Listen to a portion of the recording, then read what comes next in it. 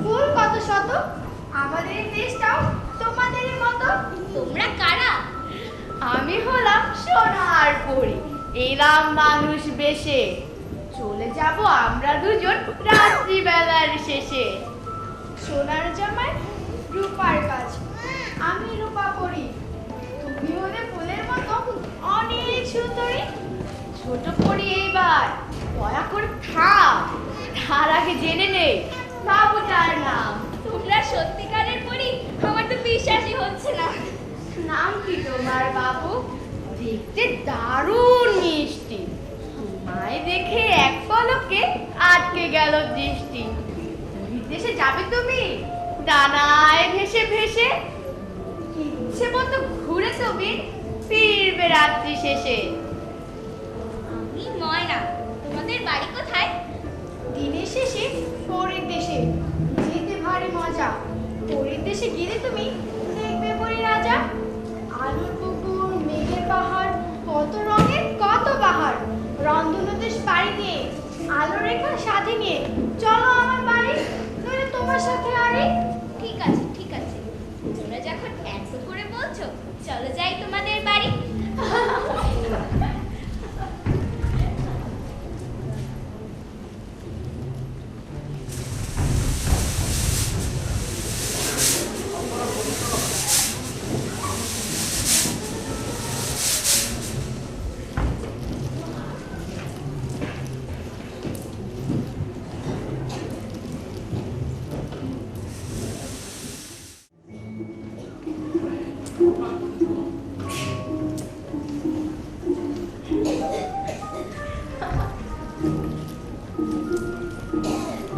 আচ্ছা, এসব আজব জিনিস দিনের বেলা দেখা যায় না কেন? মেঘরাজ্যের উপরে দেখা যাবে কি করে? ও আচ্ছা, বুঝতে পেরেছি।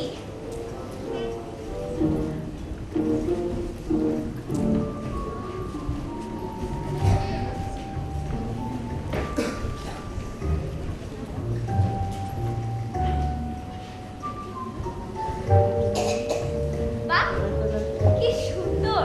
মনে হচ্ছে কি রঙিন পার্ক, রঙের মেলা বসেছে। রঙিন রঙিন পরীরা নানান সাজে সেজেছে।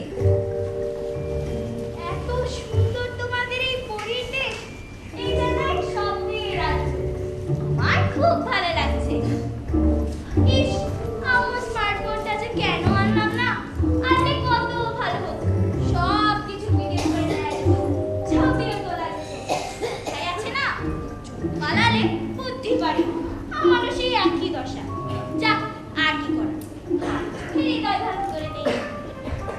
কাল স্কুলে গিয়ে বন্ধুদের এই আলোচিত ঘটনাটা খুলে বলবো। কি মজা কি মজা!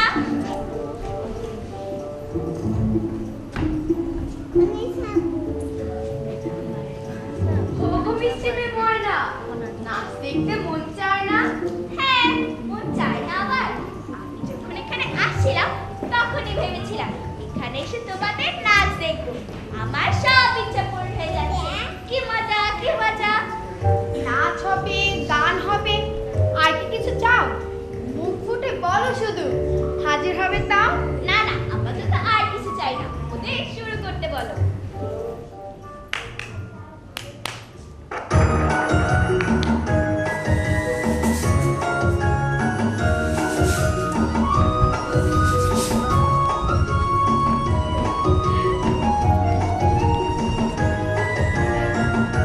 বছর বছর আমাদের দেশটা স্বপ্ন করি, সাথী মনে ফুল করি, ফুল করি লাল করি নীল করি, সবাই সাথে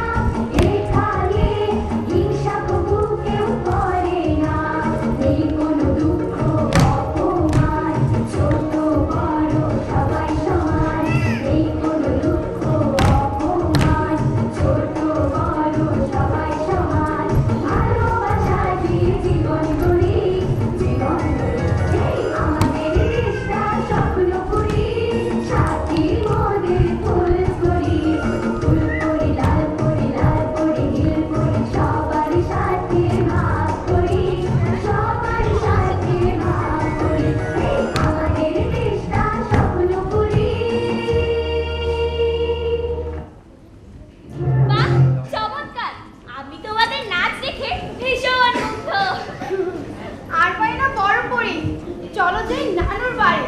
খোদায় পাখা চলছে না, খেতে হবে অনেক খাবার। বুদ্ধিটা তোর মন্দ নয়, এবার তবে যেতেই হয়। মজার মজার খাবার খাবো, নতুন নতুন পোশাকও পাবো। কেন তবে দেরি, রান্না মেলে ওরি। যাবি আমার নানুর বাড়ি? তোমরা সবাই রাজি, আমি রাজি না হয়ে পারি? চলো যাই তোমাদের নানু বাড়ি।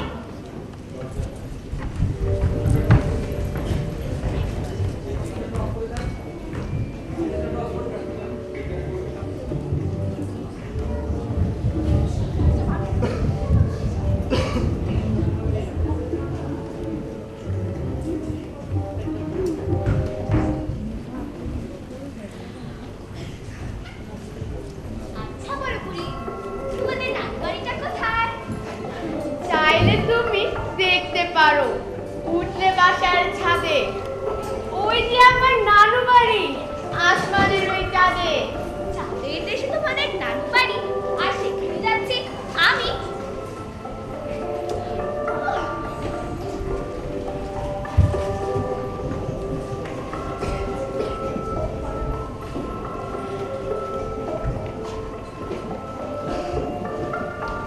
আচ্ছা বড় বুড়ি, চাঁদের দেশে তোমাদের নানু বাড়ি হয় কি করে? সেখানে তো কেউ থাকে না। তো সেখানে কে তোমাদের নানু বুড়ি? অনেক নানু বাড়ি, দূর থেকে যায় দেখা। যাকে দেখে মায়ের কোলে কবিতা পাঠ শেখা। চাঁদের দেশে বাস করে থুর থুরে এক বুড়ি। বয়স হবে কম করেও কয়েক হাজার কুড়ি। বসে বসে চরকা কাটে, আছে তোমার জানা, তিনি আমার নানু বুড়ি। কাউকে বলো মানা। ও আচ্ছা, বুঝতে পেরেছি। আমি যখন ছোট্ট কোলে শিশু, তখন মা খালাদের রাত্রে ঘুমানোর আগে আকাশের দিকে তাকিয়ে সুর করে ডাকতে শুনতাম, আয় আয় চাঁদ মামা টিপ দিয়ে যা, চাঁদের কপালে চাঁদ টিপ দিয়ে যা। কিন্তু কখন মা খালাদের ডাকে চাঁদ মামাকে আসতে দেখিনি। যাক, এইবার বুঝতে পারলাম, সেই চাঁদ মামার আম্মুই হচ্ছে তোমাদের নানু বুড়ি।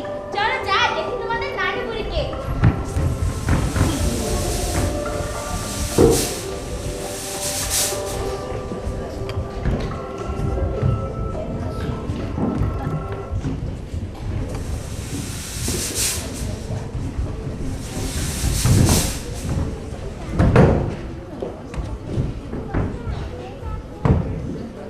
কি ব্যাপার? আমি তো শুনেছিলাম চাঁদের বুড়ি চাঁদে বসে চরকা কাটে। এখানে কি হচ্ছে এসব? বুড়ি কি ডিজিটাল বুড়ি হয়ে গেল, নাকি ডিজিটাল ফ্যাশন ডিজাইনার? সময়ের সাথে সাথে তোমাদের দেশ জেনে গেছে, আমরা এগিয়েছে বেশ।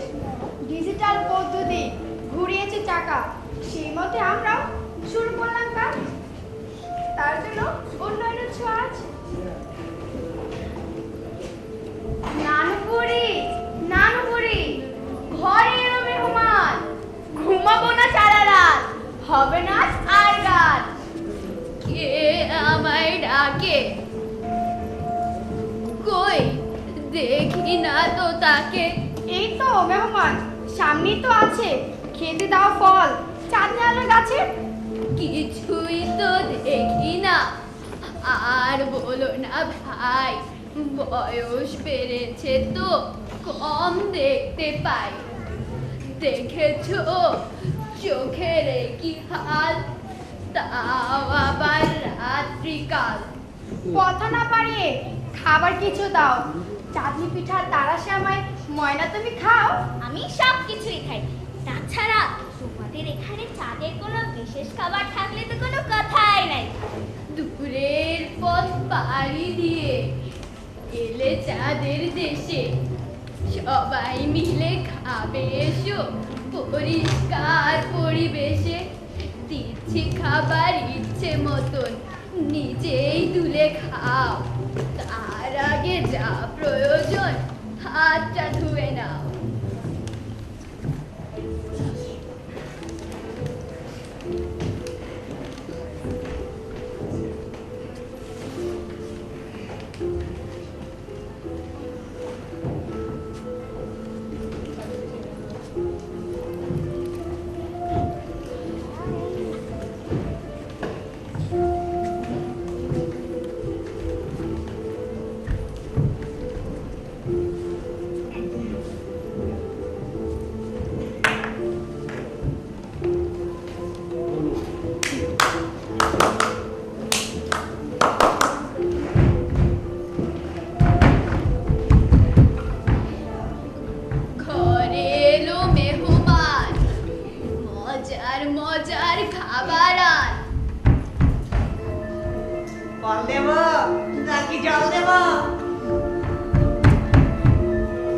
যাকে চাঁদনি পিঠা বলি তার যে এক কাজ করি, খাদ্য ভান্ডার গুলি। এখানে না লাফিয়ে দে না লাঠি বাড়িয়ে।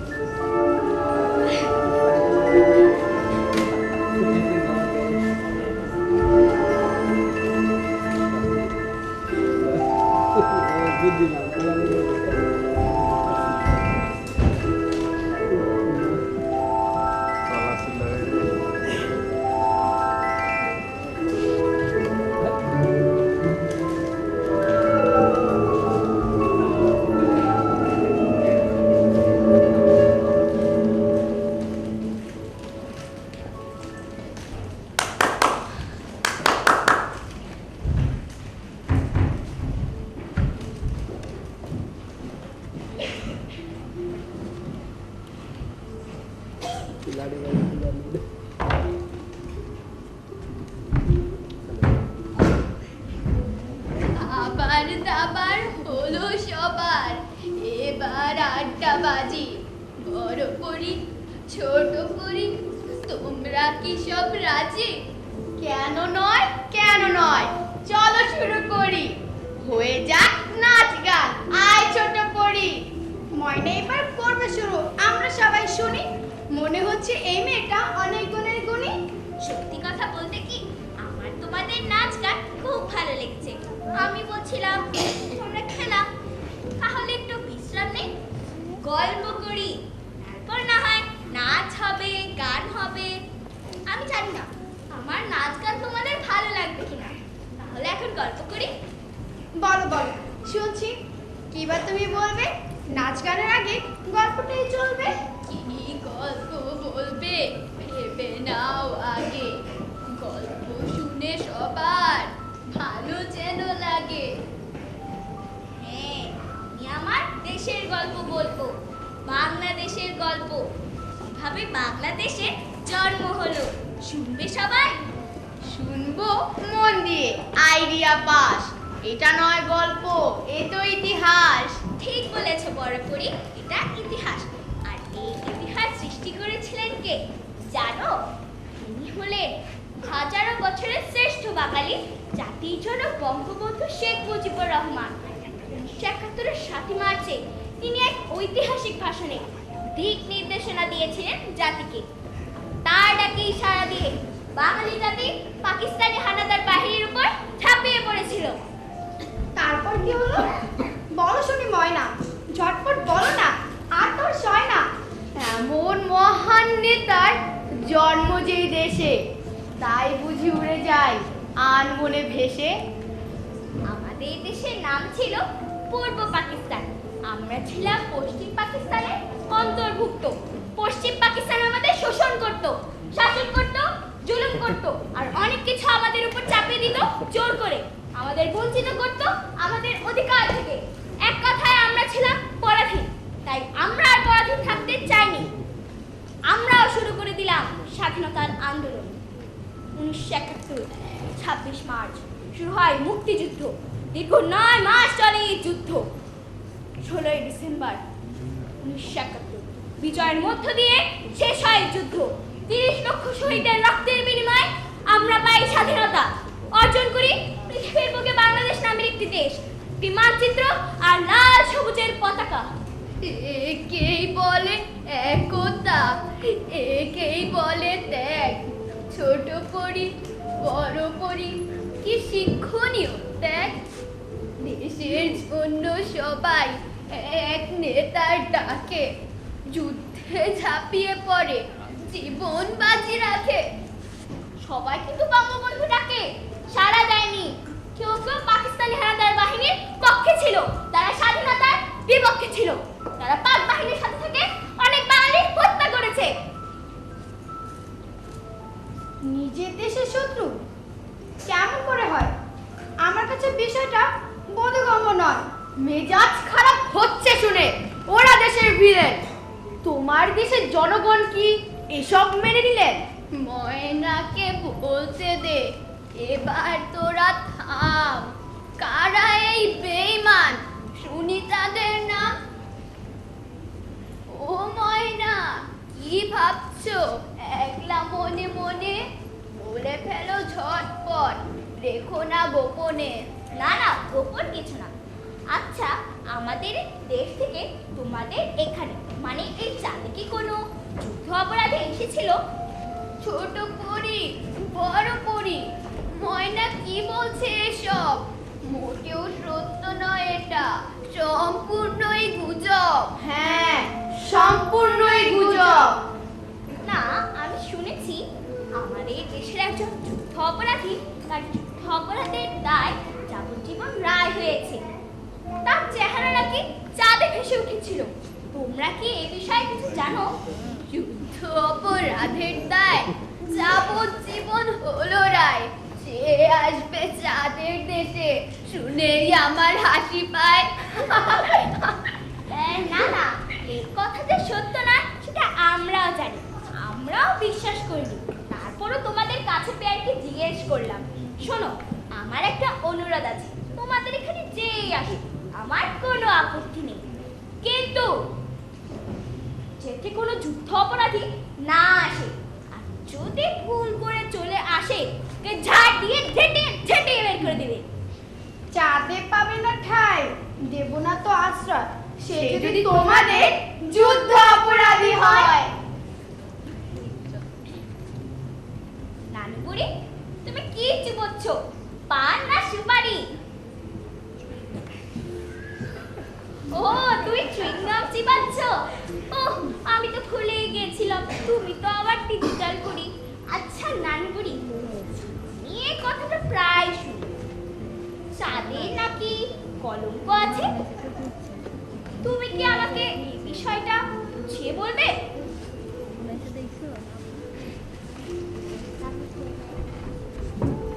এক একজনের এক এক কথা, এক এক রকম ধারণা, যে যার মতো সত্য মিথ্যার ন্যায় অবতারণা। চাঁদের ওপর সমুদ্র ছিল বিজ্ঞানীদের ধারণায়, মিথ্যা প্রমাণ হলো শেষে সত্য খোঁজার তাড়নায়। কেউ ভাবে অন্য গ্রহ আঘাত হানে চাঁদে, তাই তো কালো চিহ্ন নিয়ে চারটা বুঝি কাঁদে। আসল কথাই কেউ জানে না, যার যেমনে যায় মন গড়া সব তথ্য দিয়ে গুজবটা ছড়ায়। আসল কথা বলছি এবার, মন দিয়ে তাই শোনো। এই সত্য মানবে সবাই, বিতর্ক নয় কোনো। অনেক বছর আগের কথা, চাঁদের গা গড়িয়ে উত্তপ্ত আগ্নেয়গিরির লাভা যায় ছড়িয়ে। কালো পাথরের রূপ নেয় শুকিয়ে যাওয়া লাভা, দূর থেকে লোকে কলঙ্ক দেয়। বিষয়টি যায় ভাবা, কলঙ্ক বা গুজব বলো, আসলে তা কিছু নয়। হয় না তুমি বুদ্ধিমতী, বুঝেছো তা নিশ্চয়। হ্যাঁ নানু বুড়ি, বিষয়টা বুঝতে পেরেছি। আসলে চাঁদের কলঙ্ক বলে কিচ্ছু নেই, এটা একটা গুজব। ধন্যবাদ নানু বুড়ি। অবসরে ময়না তুমি করো কি কি কাজ, তার কিছু নমুনা করে দেখাও আজ। অবসরে আমরা নাচ করি, গান করি, গল্পের বই পড়ি। ছোট পড়ি বড় পড়ি, তোমাদের নিয়ে আমাদের দেশে কত গল্পের বই আছে। বইদের নিয়ে অনেক গল্প কাহিনী বই রয়েছে। সেই বইগুলো কিনতে বই মেলায় ছুটে আসে আমার মতো ছোট্ট ছোট্ট পাঠকেরা। তাছাড়া পড়িদের নিয়েছে আমাদের দেশে বাংলা চলচ্চিত্র ও নাটক। অসংখ্য গান, যেমন যাদের হাসি বাঁধ ভেঙেছে। কি চাঁদ নিয়ে শুধু গান নয়, কবিতাও রয়েছে। আমাদের দেশের একজন বিখ্যাত কবি তার কবিতায় লিখেছেন, খুদার রাজ্যে পৃথিবী গদ্যময়, চুর পূর্ণিমার চাঁদ যেন ঝলসানোর। চাঁদ নিয়ে গান আর কবিতা নয়, চাঁদ নিয়েও রয়েছে গল্প, যেমন চাঁদের বুড়ি চাঁদে বসে চরকা কাটে। তাই নাকি? তাই নাকি? আমায় নিয়েও লোকে করে গল্প? ও হ্যাঁ, পেয়েছিলাম তো নীল আর্মস্ট্রং এর কাছে অল্প। নতুন করে শুনে আবার ভালো লাগলো বেশ। ময়নার নাচ দেখি এবার থাকতে এই রেশ। বাহ, বেশ বেশ বেশ, কি সুন্দর পরিবেশ। ময়না, এবার তোমার পালা, নাচ গান আর কথার মালা। তাহলে আগে একটা নাচ করি।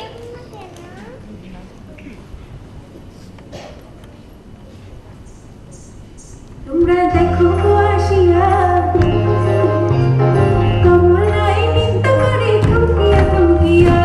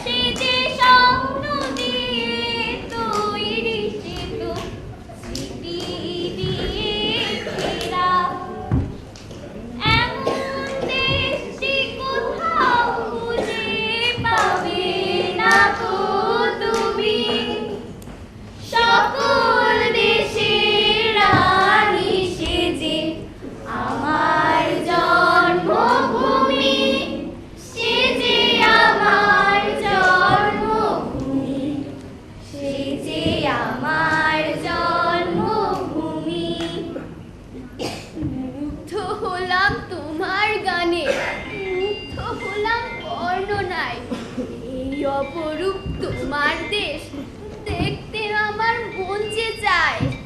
নেবে আমায় তোমার দেশে, আমি যেতে রাজি। তোর যে আর সইছে না গো, চলো সবাই আজি। এই সেদেশে ঢাকা শহরের বর্তমান যে অবস্থা, ভয়ানক যানজট। রাস্তাঘাটে জায়গায় জায়গায় খোলাখুলি করে রেখেছে। তার উপরে এদিকে চলছে দেশ জুড়ে ডেঙ্গু মশার মৌসুম। একবার যদি চাঁদের বুড়িকে চিকুনগুনিয়া কামড়ে ধরে, তাহলে তো রক্ষা নেই। জ্বর না হয় সহ্য করতে পারবে, কিন্তু এই বুড়ো হারে চিকুনগুনিয়ার ব্যথা সহ্য করতে পারবে না। যাক, কাজ অন্তত ওদেরকে কিছু বুঝে সামনে রাখি। নানু বুড়ি খুবই ভালো সংবাদ, আমি খুব খুশি হব। তোমরাও যাবে, আমার খুব ভালো লাগবে। কিন্তু আমি বলছিলাম কি, এখন না, কিছুদিন পর নিয়ে গেলে হয় না? কি কারণে ময়না আমায় নিতে চায় না? আসলে নানু বুড়ি, আমাদের দেশে এখন অনেক উন্নয়নমূলক কাজ চলছে, যেমন পদ্মা সেতুর কাজ, 4 লেনের কাজ, রাস্তাঘাট পেটি। জানো নানু বুড়ি, আমাদের দেশের রাস্তা এখন ডিজিটাল রাস্তা হয়ে যাচ্ছে। কি বিশ্বাস হচ্ছে না? সত্যি বলছি কিন্তু। তাছাড়া উড়াল সেতু আর মেট্রো রেলের কাজ তো চলছে দিন রাত। আগে আমাদের দেশের উন্নয়ন কাজ শেষ হোক, তারপর না হয় তোমাদের নিয়ে যাব। আমরা উড়াল সেতুর উপর দিয়ে উঠতে উঠতে যাব আর ঘুরে ঘুরে দেখবো আমাদের দেশের উন্নয়ন। বুঝছো নানু বুড়ি?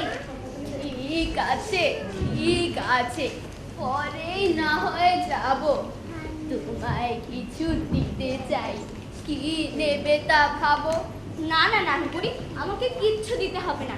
এমনিতেই তো আমি তোমাদের খুব ভালোবাসা পেয়েছি, তাতেই আমি খুশি। আজ আমাকে যেতে হবে নানু বুড়ি। নাচ গান এত কিছু করে দেখালো ময়না, উপহার ছাড়া ওকে যেতে দেওয়া যায় না। উপহার তো দিতেই হবে, নানুর কথাই ঠিক। কি বলিস ছোট পড়ি, হীরের জামাই দি? দিয়ে দাও নানু করে, আমরা নেব পরে। তোমার দাও অনেক জামা আছে মোদের ঘরে। বাড়ি যাবে যেও তুমি একটুখানি পরে, তার আগে এই জামাটা দেখো না ভাই পরে। না না নানু বুড়ি, আমি এই জামাটা পরতে পারবো না, নিতেও পারবো না। জামা যে পছন্দ হয়নি তা কিন্তু না। কি হলো গো ময়না, জামা তোমার হয় না নাকি অন্য কোনো কারণ? জামায় বলা বারণ। না না, সব কিচ্ছু না। আসলে আমি যদি এই জামাটা নেই তাহলে আমার বিপদ হবে। মা দেখলে খুব বকবে, আর যদি জিজ্ঞাসা করে আমি কি উত্তর দেব?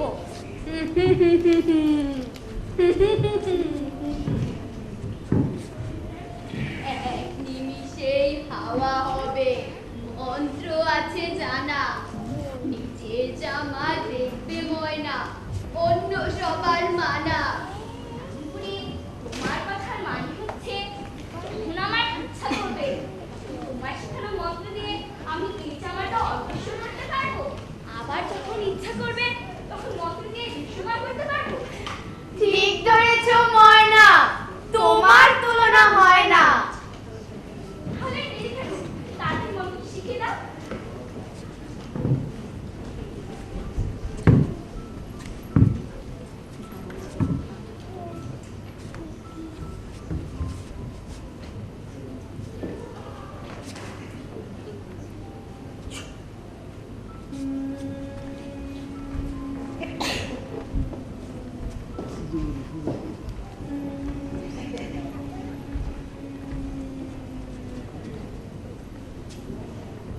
চোখে চোখে চোখা চোখি, চোখে চোখে ধাক্কা।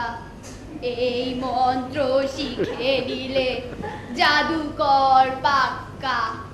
এই তো জামা আছে, এই যে আবার নাই। এই ভেলকি বুঝে ওঠার কারো সাধ্য নাই। বুড়ি পরীর কিরারে, ইরা ইরা ছিরারে, টরে টেরে টক্কা, চক্কা বক্কা ফক্কা। যন্তর মন্তর ছু, জামায় দিলাম হু হু।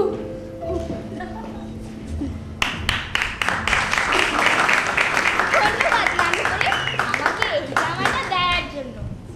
আজ আমাকে যেতে হবে নানু বুড়ি। মা বাবা ঘুম থেকে উঠার আগেই আমাকে বাড়ি পৌঁছতে হবে। আর যদি ঘুম থেকে উঠে দেখে আমি বিছানায় নেই, তাহলে তো তুলকালাম কাণ্ড ঘটবে। আজ আমি যাই নানু বুড়ি। স্মার্টফোন আছে কি ময়না তোমার সাথে, স্মৃতি ধরে রাখতে? সেলফি তুলি তাতে। হায় সর্বনাশ, কপাল! সেলফি রোগটা দেখে রাত পর্যন্ত পৌঁছে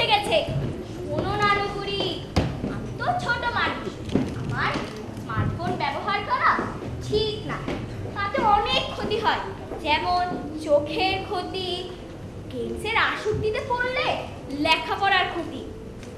যদিও এটাকে বলা হয় সামাজিক যোগাযোগের মাধ্যম, কিন্তু বাস্তবে এটা আমাদেরকে অসামাজিক করে দিচ্ছে। তার যে শুধু খারাপ দিক আছে তা কিন্তু নয়, এটারও ভালো দিক আছে। যেমন আমি যদি কিছু বুঝতে না পারি তখন গুগলে সার্চ দিয়ে বুঝে নেই।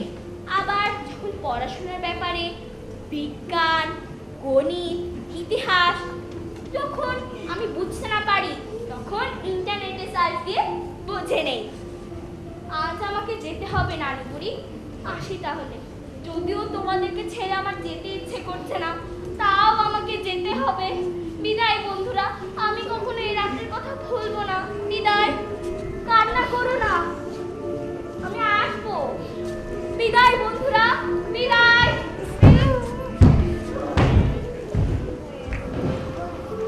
হায় সর্বনাশ, পরিরাজ্যের রং দেখে আমার গায়ে এখনো লেগে আছে।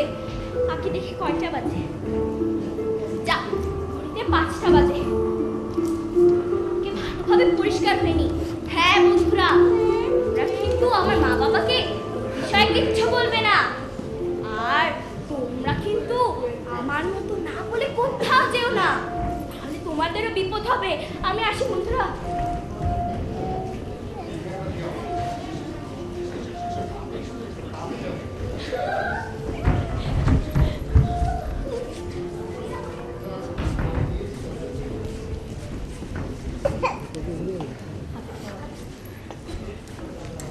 এই, তোরা দাঁড়া, দাঁড়া, বাউ করছিস আমাকে ছাড়া।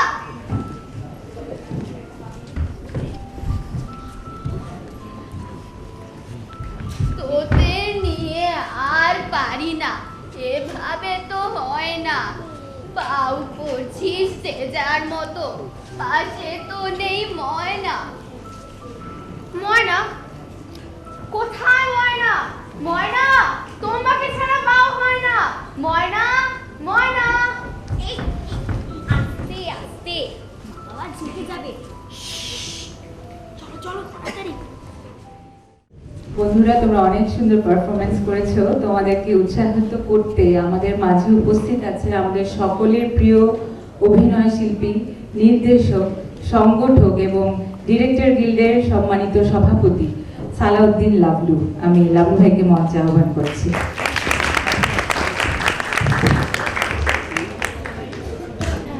সালাউদ্দিন লাবলুকে উত্তরীয় পরিয়ে দেবে আমাদের বাংলাদেশ শিল্পকলা একাডেমির সঙ্গীত শিল্পী, শিশু শিল্পী আংশিক। আমি আংশিককে অনুরোধ করছি আমাদের আজকের অতিথিকে উত্তরীয় পরিয়ে দিতে। এবারে টিয়া, পিপলস লিটল থিয়েটারের বন্ধু, তাকে অনুরোধ করছি আমাদের উৎসবের সনদপত্র আমাদের অতিথির হাতে তুলে দিতে। লাবলু ভাই, আপনি প্রতি বছরই আমাদের সাথে সময় করে আসেন এবং শিশুদের নাটক দেখেন।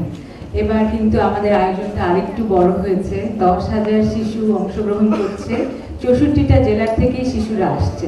এবং আজকে যে নাটকটি দেখলেন, এইটা নিয়ে আপনার অনুভূতি এবং আসলে সার্বিক পরিস্থিতি এবং শিশুদের অংশগ্রহণ, এগুলো নিয়ে আপনার কাছ থেকে কিছু জানতে চাইছি। ধন্যবাদ। আমি প্রথমে খুবই দুঃখ প্রকাশ করছি আন্তরিকভাবে, দেরিতে এসে পৌঁছেছি। ঢাকার জ্যাম সম্পর্কে অবশ্যই আপনাদের ধারণা আছে। আমি সন্ধ্যা 6টার সময় রওনা দিয়েছি বনানী থেকে, এখন এসে পৌঁছালাম। খুবই খারাপ লাগছে দেরি করে আসাতে। তারপর ছোট্ট শিশুদের যতক্ষণ আমি দেখলাম, মুগ্ধ হয়ে দেখেছি। এর পিছনে কারণ আছে যে আমি মঞ্চে প্রায় 15 থেকে 16 বছর মঞ্চে, আমার শুরুই মঞ্চ দিয়ে, মঞ্চ নাটক দিয়ে। তো দেখতে দেখতে আমার সেই সময়কার কথা মনে পড়ল। খুবই ভালো লাগছে। একটা কথা যে সংস্কৃতি মানুষকে বিশুদ্ধ করে, মানুষকে নীতিবান মানুষ হিসেবে তৈরি করে। যারা সংস্কৃতির সাথে জড়িত থাকেন তারা দেশের সবচেয়ে বিশুদ্ধ মানুষ হন। আজকে আমি বিশেষভাবে ধন্যবাদ দিব এই ছোট্ট শিশুদের যারা অভিভাবক, পিতামাতা যারা বুঝতে পেরেছেন, যাদের অনুপ্রেরণায় এই ছোট্ট ছোট্ট ছেলেমেয়েরা মঞ্চ নাটকের সাথে কাজ করছে, শুরু থেকেই এই বয়স থেকেই তারা কিন্তু একটি বিশুদ্ধ চর্চার মধ্যে, সুস্থ চর্চার মধ্যে, সুস্থ মানসিক বিকাশের মধ্যে বড় হচ্ছে। এটা খুব বড় একটি ব্যাপার। এই অনুধাবনটা আমাদের সবারই করা উচিত যে সংস্কৃতির সাথে যত আমরা জড়িয়ে থাকবো, আমাদের সন্তানদেরকে জড়িয়ে রাখবো, আমরা নিজেরা জড়িয়ে থাকবো, তত আমাদের মানুষ হিসাবে আমরা ভালো থাকবো, সমাজ ভালো থাকবে, দেশ ভালো থাকবে। আমি বিদিন থিয়েটারকে ধন্যবাদ জানাচ্ছি, আন্তরিকভাবে ধন্যবাদ জানাচ্ছি। এত সুন্দর চর্চার মধ্য দিয়ে এদেরকে বিকাশ করছেন। আমি লাকি ভাইয়ের যে আমাদের গুরুস্থানীয় ব্যক্তিত্ব, বাংলাদেশের মঞ্চ নাটকের ক্ষেত্রে যার অবদান কোনোদিনই ভোলা যাবে না, যার উদ্যোগে গত কয়েক বছর ধরে বাংলাদেশের প্রত্যেকটা জেলায় উপজেলায় এই সংস্কৃতি উজ্জ্বল হচ্ছে, নাটকের বিষয়টা উজ্জ্বল হচ্ছে। তার জন্য আমি বিশেষভাবে তাকে ধন্যবাদ জানাই। ধন্যবাদ জানাই শিল্পকলা একাডেমিকে এরকম আয়োজন করার জন্য। আপনারা থাকবেন, শিশুদেরকে উৎসাহ দেবেন, সংস্কৃতির সাথে জড়িয়ে থাকবেন। ধন্যবাদ। ধন্যবাদ লাভু ভাই, আপনি সবসময় এত সুন্দরভাবে আমাদেরকে উৎসাহিত করছেন। আরো সামনে থাকবেন, আপনারাই হচ্ছেন আমাদের বটগাছ, আপনাদেরকে দেখিয়ে আমরা আসলে এগিয়ে যাব। অনেক ধন্যবাদ। এবারে দলের পক্ষে সকল সনদপত্র গ্রহণ করবার জন্য মোহাম্মদ আক্তার হোসেনকে মঞ্চে আহ্বান করছি, যিনি নাটকটি পরিচালনা করেছেন।